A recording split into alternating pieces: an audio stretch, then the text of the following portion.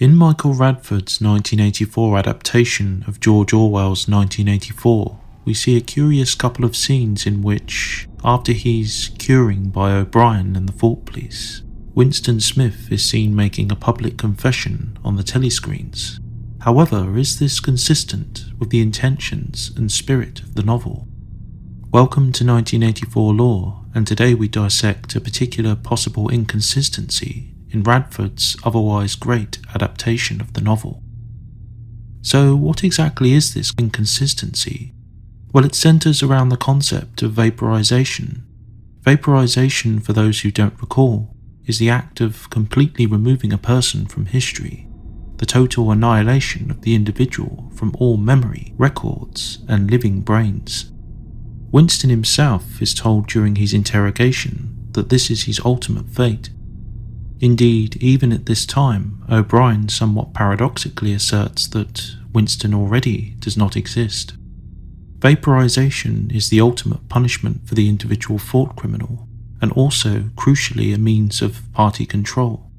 By erasing the dissident from all records and severely punishing any mention of the condemned man or woman, the party also surgically removes a focus of dissent from the populace, at least in theory.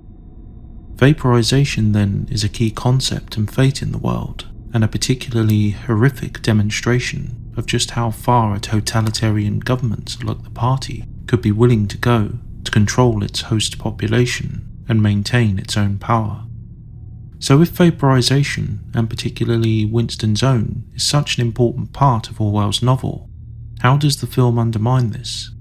Well, as we shall see, this is arguable, but given Winston is already an unperson prior to his release from custody, having his public confession broadcasted on the telescreens is inconsistent for a couple of reasons. In the book, Winston makes it clear that such public confessions were rare. Quote, "It was unusual for political offenders to be put on trial or even publicly denounced.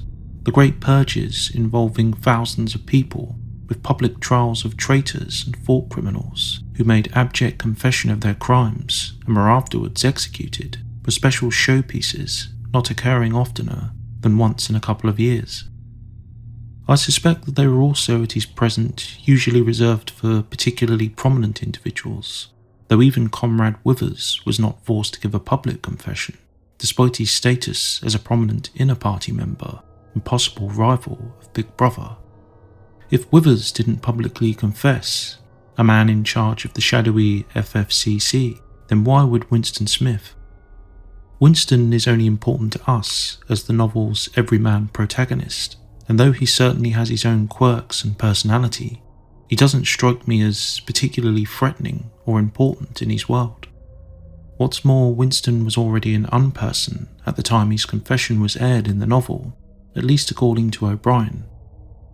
In the Ministry of Love, O'Brien directly implies this when Winston presses him on whether or not Big Brother really exists in the way he exists, by simply dismissively responding that Winston does not exist.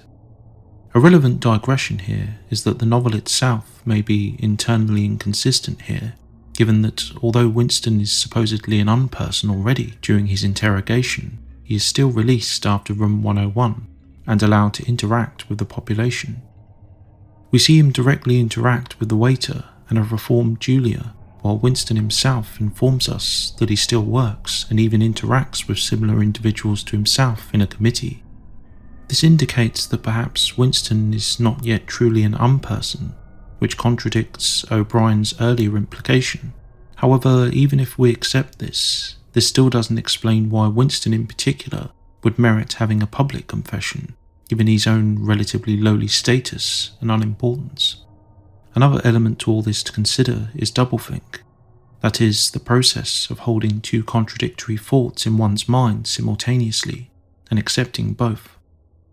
Through doublethink, it's certainly possible for O'Brien, and, in theory, all other party members to both erase their memories of Winston, while also acknowledging his existence when needed. Since reality is what the party dictates it is, in this twisted world, it's perfectly possible for Winston's brief diminished existence after his ordeal in the Ministry of Love to be tolerated before his final obliteration from the stream of history. Perhaps then, through Doublethink, O'Brien was sincere in his assertion, while even Winston's status as an unperson can be both accepted and denied simultaneously, depending on the needs of the moment. Strictly speaking then, perhaps Radford's scenes of Winston's confession are not so damning after all. The party could have decided for whatever reason that despite his unimportance, Winston's confession could be useful, while following this immediate need, Winston's unpersonhood could be a reinstated fact. Of course, Radford's depiction of Winston's confession is, when it comes down to it, not canon. However, it is perhaps consistent with the spirit of the novel, and is feasible given what we know. However, another interesting addition within the film furthermore calls into question Winston's ultimate status as an unperson. This is seemingly a throwaway line uttered by O'Brien after the "they got you too" moment. After receiving the blow from the guard, O'Brien says that the intimate photos taken of both Winston and Julia would be recycled for proletarian use. This too would seem to suggest that Winston in some fashion could not be fully vaporized then, as naughty images of him and his lover would live on perhaps for many years in various forms, as part of the prol feed of the party. Related to this, I do find the whole replacing of unpersons in Minitrue intriguing too. In a time before AI, we can assume that when replacing an individual in records with an entirely fictitious character, such a character still requires a face. In the film and novel, Winston uses a random picture to depict Comrade Ogilvy, an entirely fictional man who replaces Comrade Withers, an unperson. However, this prompts the question, where did Ogilvy's face come from? One obvious answer is that, ironically enough, Ogilvy may be assigned the face of an unperson. Perhaps similarly in Winston's case, his post-mortem career as an oceanic adult literature star may have endured, albeit under a fictitious name and persona. So, are these two additions to Radford's adaptation truly inconsistencies? Strictly speaking, they are not canon, as they do not appear in the book. However, as we have seen through the process of doublethink and post-mortem manipulation of the records, Winston's confession and his visual existence are not necessarily outright contradictions of the concept of vaporization. As we have seen, even if Winston's post-Room 101 existence was temporarily tolerated and his public confession broadcast, these facts could both easily be useful to the party at one moment of time, and then quite easily through doublethink and sheer fear be once more denied once Winston's time for execution came. Even Winston's post-mortem life as a series of pictures in the naughty pages of the prol feed would not pose a significant problem. The pictures would no longer depict Winston and Julia, but totally different people, characters in a seedy story with the faces of the dead. The life, thoughts and influence of Winston would still be obliterated, along with the true context of those images, but the mask of the man would eerily live on, along with that of his lover. So what do you think?